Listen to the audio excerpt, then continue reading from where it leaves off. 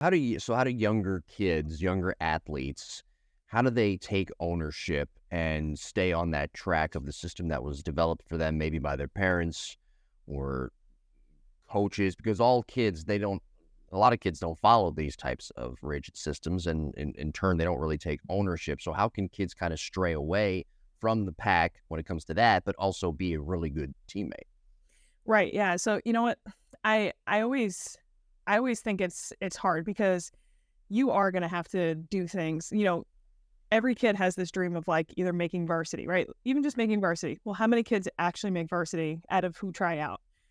20 out of the 50 maybe, let's say, so it's like, and that's more for baseball, sorry, I'm giving a softball example, but you have to ask yourself or tell yourself, "Well, I need to do something very different than the majority of kids in my high school because 'cause I'm gonna be 20 out of however many that are in my high school."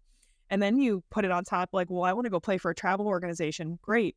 You may think a lot of kids play travel ball, but it's not. So now, again, you're having to say, "Okay, what am I doing different?" Like, you can't just be doing we can't have your daily life look exactly the same as everybody else and then expect your performance and results to then be different. So, um, and then forget it, college athlete, you really have to separate from your norm of who you're going to high school with most of the time. I'm not saying you have to be a hermit and never interact with people, but your daily life might look different. And when we got to college, we had a sign on a mirror that said, "What can I do to help my team today?" And it Yeah. was so simple. And I know I've talked about this before on the podcast, but it was so profound and it had such a long lasting effect because you're getting dressed in the mirror in your uniform and it's what can I do for my team today?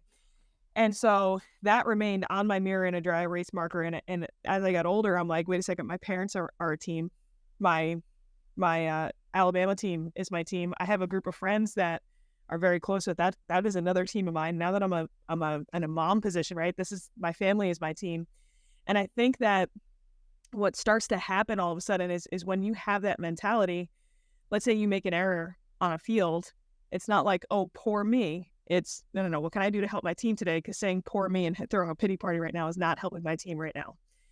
When another teammate strikes out, it's not, oh, they struck out, not my problem. Again, you constantly ask yourself, what can I do to help my teammate today?